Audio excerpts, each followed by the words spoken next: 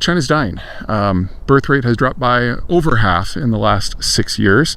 They now have more people over age 50 than under, and their workforce is in the early stages of collapse. Their population has been in a state of collapse for over 20 years, but when you run out of people aged 0 to 20, you really don't feel it in your consumption or your investment or your tax base. You're just paying for less education. Well, that has now been going on for 45 years, and they're running out of new people to bring into the system. At the same time, they print currency like mad. Like, what the gold bugs say that the U.S. Federal Reserve does, China actually does, but like times 5. They expand their money supply by about 500% more than the United States has on a monthly basis.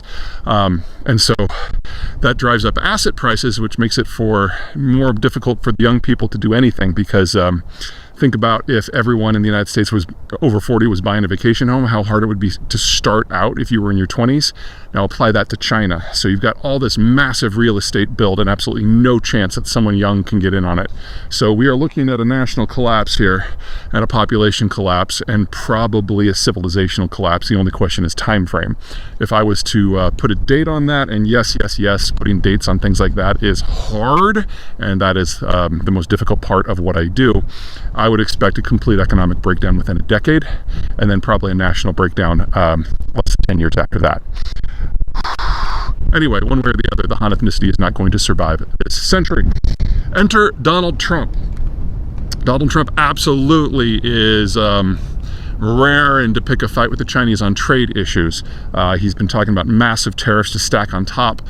He and Biden actually are pretty close together on these issues.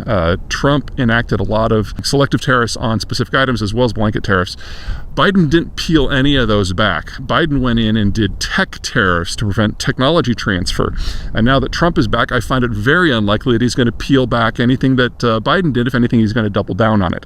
So the way that China has traditionally dealt with its demographic collapse and making sure that the economy can go is, again, printing lots of currency, building lots of industrial plant, and then exporting it.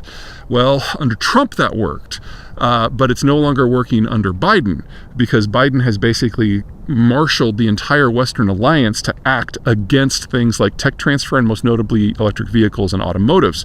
And so the Chinese don't have any place to dump it.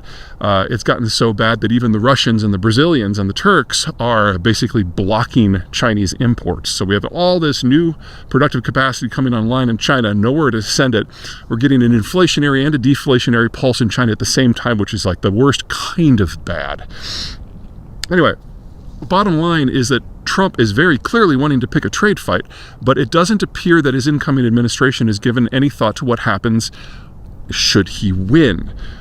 China is the workshop of the world, and while there are certainly sectors that Americans would like to keep the Chinese out of, they are the single largest presence in almost every industrial sector, and their sudden disappearance, and it probably will be sudden because it will be involving a degree of government and economic collapse, then what?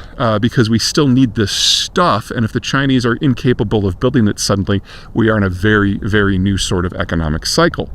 So, you would fix this by massively expanding the industrial plant and the manufacturing base in the United States. But you don't do that quickly, you don't do it overnight, and you don't do it cheaply. So the smart play, if you're looking for recommendations here, is to take whatever income comes in from tariffs, regardless of how they're sourced, and actually use them to underwrite the construction of an industrial plant, starting in industrial processing, things like turning bauxite into aluminum, things like steel, and then moving into more and more sophisticated manufacturing. That requires a degree of organizational build-out that the United States doesn't have. The United States hasn't had an industrial policy like that since World War II. Luckily, Joe Biden and Donald Trump are the only two Americans left alive who remember any of that day. Yes, they're about the same age. So hopefully somebody on Team Trump will know what to do with that. But we're starting from almost scratch. Everything that the Biden administration did along that path was dealing with environmental issues in some way, EVs, solar panels, that sort of thing. And I'm not saying that that was bad, but that's just one very, very narrow niche for what is necessary to be done. We need a multi-trillion-dollar build-out as quickly as possible.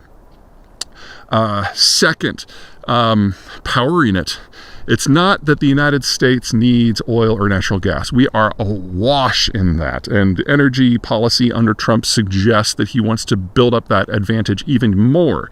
The problem is electricity. It takes a lot of power to stamp and mold and move things that you don't need when you're basically doing digital work.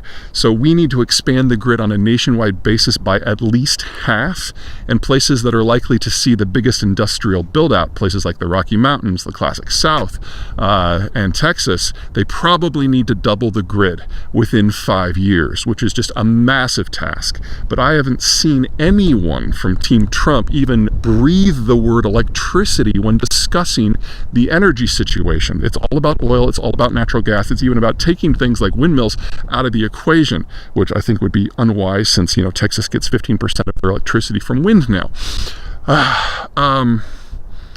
The easiest way, there's nothing easy about it, but the easiest way to do that is to make it much, much easier for electrical cooperatives and electric companies to import and export power across jurisdictional boundaries, whether that is across the seams that separate the three big grids in the United States, whether it's among states, whether it's within states that cross from, say, a co-op to a city's power system.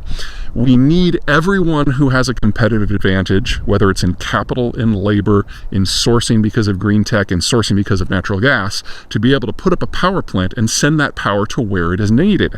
Doing that, of course, requires significant reform of the electrical grid in its current form and a whole lot of build-out. And Donald Trump is famous for many things, but managing what is functionally a new department, creating it from scratch, is not something he seems to have considered at all. Third is labor. If we're going to expand the industrial plant by half, that's a whole lot of workers that the United States doesn't have right now. In fact, the United States, since COVID, is facing a worker bust for two reasons. Number one, we have started this reindustrialization. We are seeing expanding labor in all of those, we are seeing expanding labor demand in all of these sectors. But two, far more importantly, the baby boomers are leaving us. 2/3 of them have already retired. The oldest ones are starting to die. They're leaving the labor force in numbers like when they entered the labor force back in the 1960s. And we have to basically do almost all of this work with just a fading remnant of labor from the boomers. There is no indication from Team Trump that workforce training for blue-collar workers is something that's particularly high on the list. And if anything, all this talk of mass deportations of illegal workers from the United States is going to actually tighten the labor supply. So basically, we've got two scenarios here, and it's going to be up to Donald Trump and his team to decide which one to go. Number one, you smash China while they're down, you kick them in the face, you break them, but you fail to build out the industrial capacity, you fail to build out the electrical capacity, and you've got the labor force at the same time. That will generate a shortage in every possible consumer and industrial good at the same time, while also generating the fastest inflation that the United States has ever experienced. And Donald Trump will go down in history as the president who broke it all. Yeah.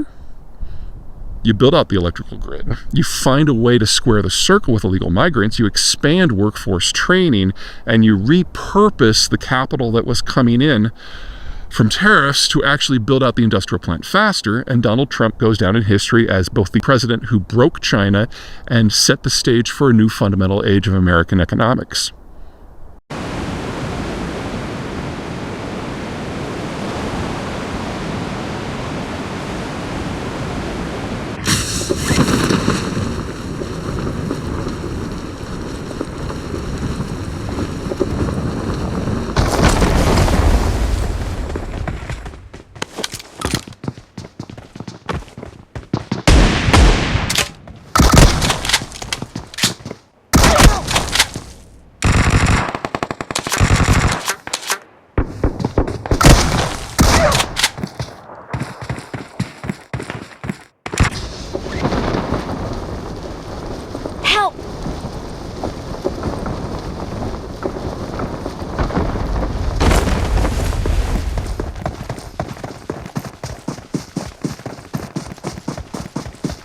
Watch out!